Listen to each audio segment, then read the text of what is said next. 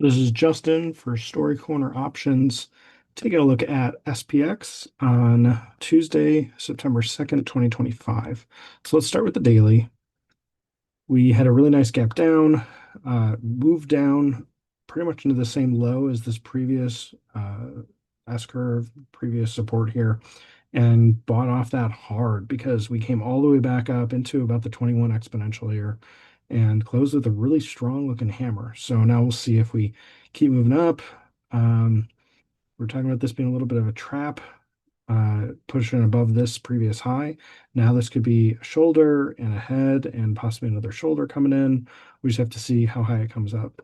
If we stay below 6,500, 6,480 and start to roll over, look out below and look out for this candle to get taken out. We took out the low of this really bullish candle back on August 22nd, but we didn't close below it. And so we just still need to watch out for a close below this low or this open. All right, let's switch over to the 5 minute, no, 3 minute. And on the 3 minute here, so you can see initially we had quite a bit of selling right at the open, rallied back up, put in a really nice inverted hammer, went sideways for a little bit, came down, and it was way down here around 63.60. We found that previous support. So we did push past this. So if anyone was shorting past here, there was a little further to go. But then we started to bounce and consolidated right into the 21, started to break out, a little bit of a hammer here that we rallied from. And then I've got some options to show you. This is really interesting. This kind of pullback. It's like, okay, we've established we've been kind of strong. And then I was also seeing kind of an inverted head and shoulders here, with a slanted sort of neckline, kind of something like that.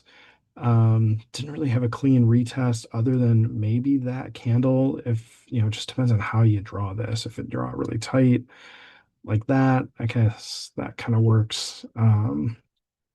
These start to get a little strange. So anyway, just strange with the angles there. And then kind of drawing a bigger one. Go back to the drawing. Come on, back to the drawing. Okay, this is going to work. That's not letting me draw. There we go. So this could be a much bigger inverted head and shoulders, and that's a little bit easier to draw with a horizontal neckline. So there's that one also. So there's a few of these different time frames. I can back it out to like a 15 minute. It might look a little better. This left shoulder would look a little bit strange because it was really quick with the double bottom in here and bounce. But there was a lot of premium to be sold early on here. But yeah, the options moved pretty quickly. All right.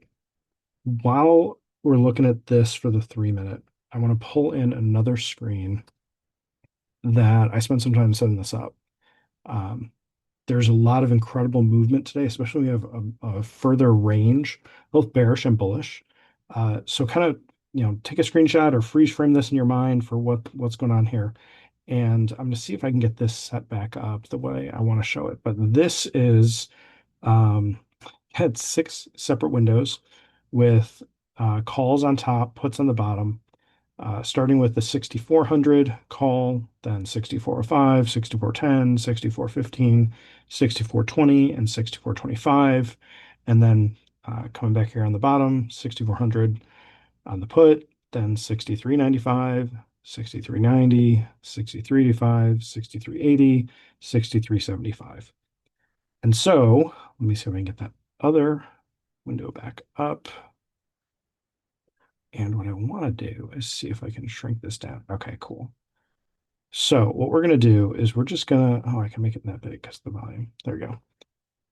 What we're going to look at is just seeing how the option moves. So for the call, it's going to make money when the stock goes up. So down here to low, you can see the cursor as I'm holding it on the 3 minute of SPX. You can also see where the cursor is up here on each of the options. The prices will be different, but it's got a little bit of a different point here. So the way that this works is it shows the same price across all the options. It doesn't show the same point as being the same low. And then if I move down here, it just shows the time moving, the vertical line showing the time, but it's up here that shows the price. So you can kind of see, okay, so the 6,400 is going to be more expensive because it's closer to at the money, and the 6,405 will be a little less expensive. So if you're looking for options to buy and you want to be out of the money and looking for putting up, less cash to get into it. Oh, sorry about this. There's an alarm going off. Okay, so you can see the low here at this double bottom gets a little lower as we go. So this is around 6, and then like 570, and then around 450, 350, 250, 240, somewhere in there, down to about 2. So I'm just looking at kind of what the low was initially. So this is really helpful to look at, how much do you want to spend in the option? Where could a price be at? Looking at the options comparatively. I always want to give these options some extra room.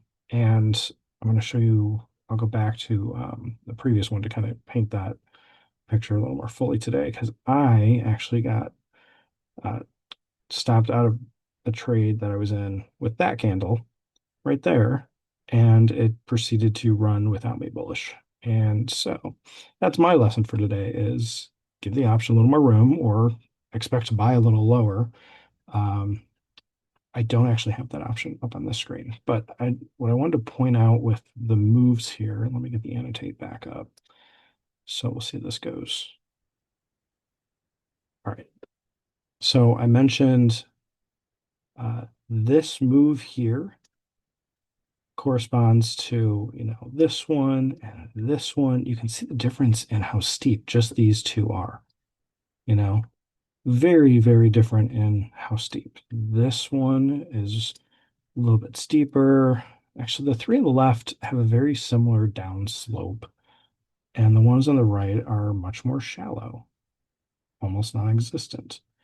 So I'm going to bring the cursor back up and just kind of hone in on that area.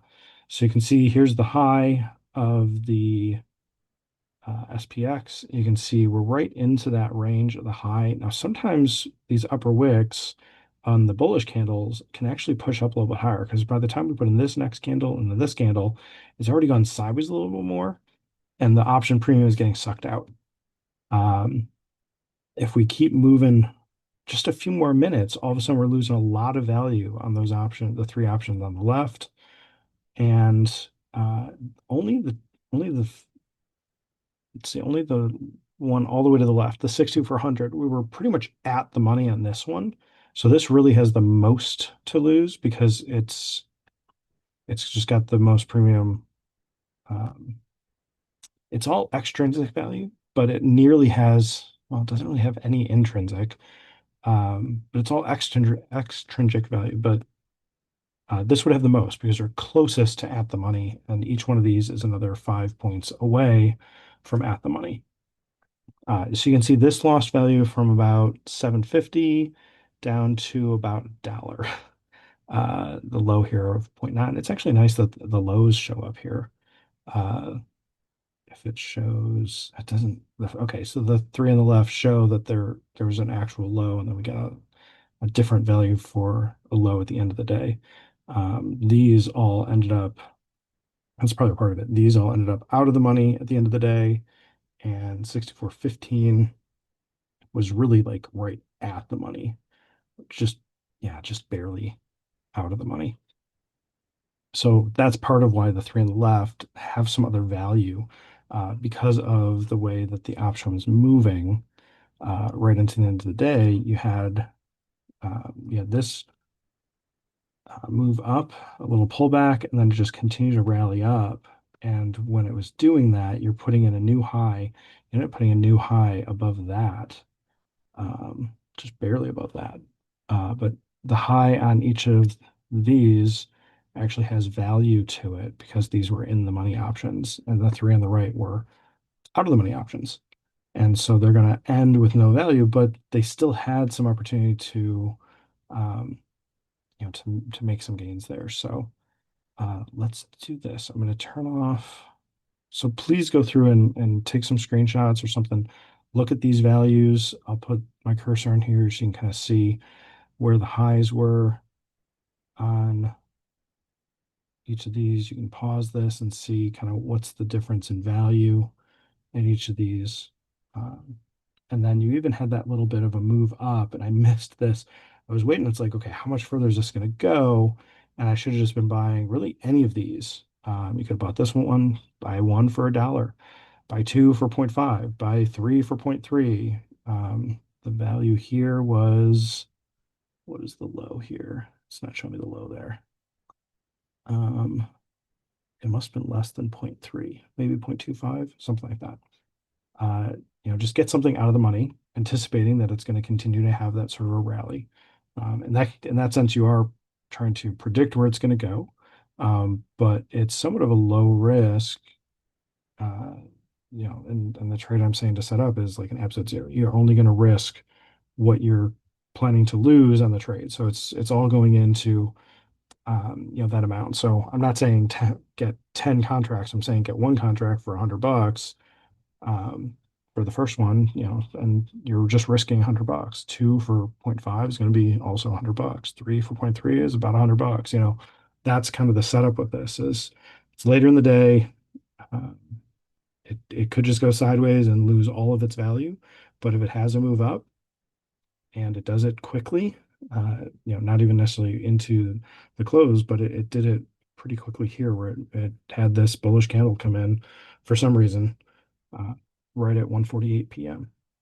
Uh, all right, so let me switch this back to right here. Okay, so this is the 6390 call. This is not one that I had set up on that other screen.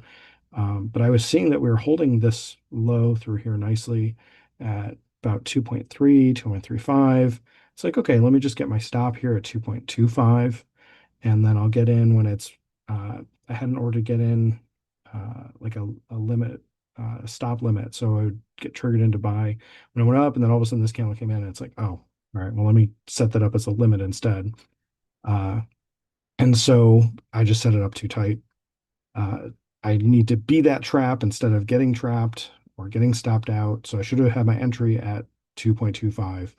I was trying to get two over here and it didn't fill. I think it was here and then it started to move up. It's like, okay, it's probably not coming back down to two. Well, it didn't. It actually came down to 205. But I've been watching this area. It was just chopping around. It was going sideways. If I had bought at three and a stop down at two, that would have been a little bit looser. That would have worked out all right. But you can see how much it started to move up from the low here, about two, and then didn't come back down to two. And then over here, the option price came back down to 2.05. And that was the 6390 call. So we're still about 20 points out of the money. And we've lost, as it's gone up this much, we went from being about 30 points out of the money to about 20 points out of the money. And we are relatively same value on the option. So in that amount of time, in about an hour, we're um, losing 10 points worth of value in the SPX itself, while the option stays relatively the same price. The lows, I mean, relatively the same price, around between 2 and 230 were these lows through here. So yeah, would have really enjoyed being in this trade, buying at 2.25 instead of having my stop there. And I'm not sure. I think I would have had a target a little further up, probably in this area, about 6. That's where I had my target actually. So I would have been holding on to that. I think after this S curve here, where it came back down to, what is this, about 3? Yeah, could have gotten in at 3 here. Then it really rallied. So my lesson for today is uh, waiting a little bit longer or having my entry a little bit lower because the option is just going to lose value. The out of the money option is just going to lose value.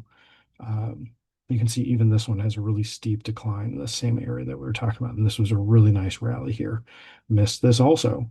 This would have been an incredible move where it went from, okay, low of 310 So could have been buying back into the same area or close to the same area of this S curve, anticipating, okay, there should be a bounce coming in here soon. But it was on this really high volume candle right here that it went from a low of 3.6 to a high of 9.8, and then the very next candle, a high of 13.3. So it moved in a matter of, how long is that? Four candles.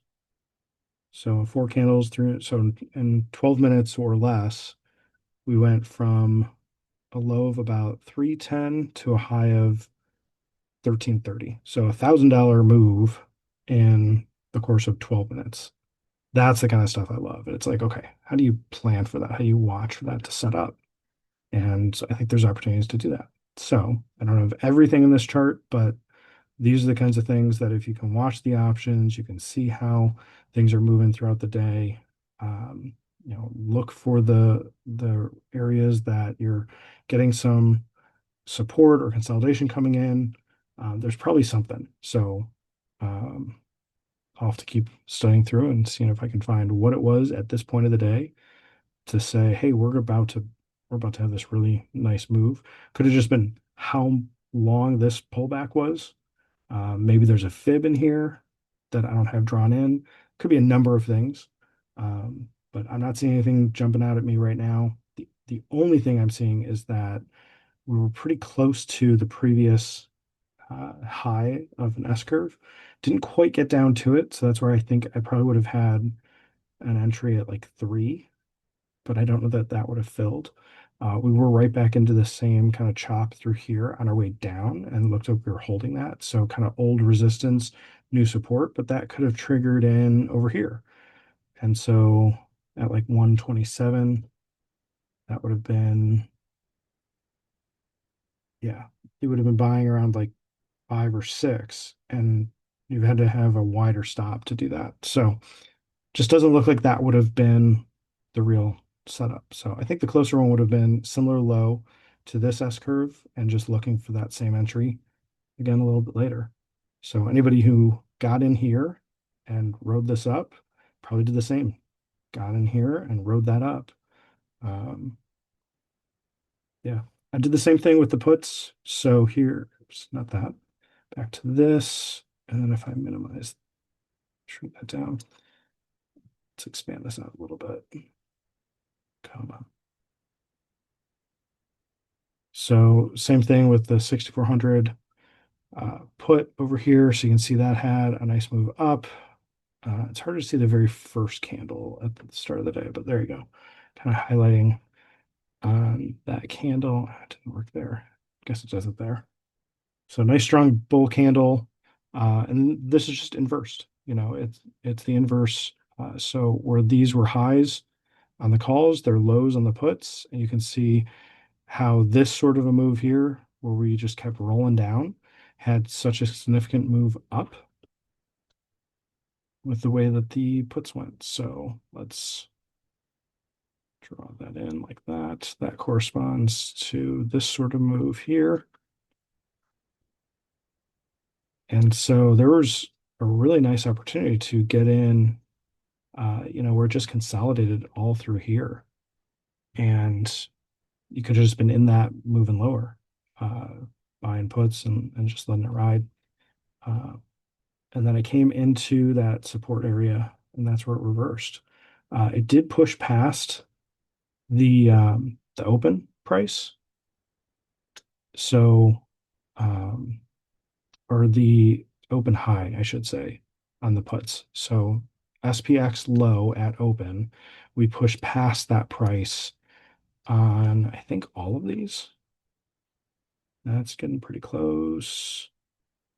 Okay. Yeah. We still push past that on all of them.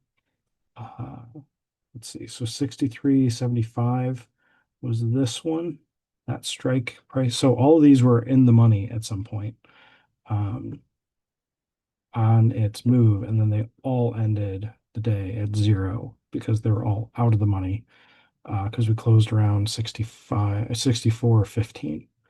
Um, And so all these are zero at the end of the day. But you can really see just how much movement there is. I had drawn in the uh, inverted head and shoulders here, kind of like this. That blue is a little harder to see, like that kind of inverted head and shoulders. Actually, no, you can see that one, but let's look at the other one. We change colors.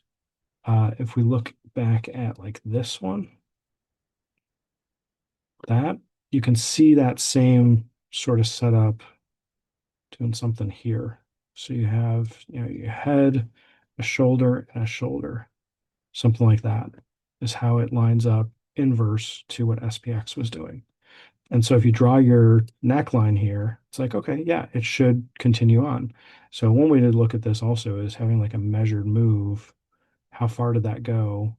Are you going to have a measured move again? That's just a way to trade that. And instead of, selling the put, you could be buying a call. So that's kind of the other flip way of looking at these is having maybe not six of each option, but having one of the puts, one of the calls, and kind of the one you're really looking at. Just kind of help set things up instead of bouncing option to option or looking for a certain delta at a certain point of the day. These are all things that I'm working through to just match up what's happening on the chart with the option to how do we set this up with a certain amount of risk. I'm aiming for $100 risk, and what can you do with that? So I don't think I did the same levels on all these. Let's do that real quick. So this was a low here around 10. This was around 8, 850. This was around 7. This is around 6. This was around 4, 450. This was around 350. So again, just if you're looking for $100 risk, it's harder to do that with the option that's further in the money for puts. It's easier to do that with one that's further out of the money.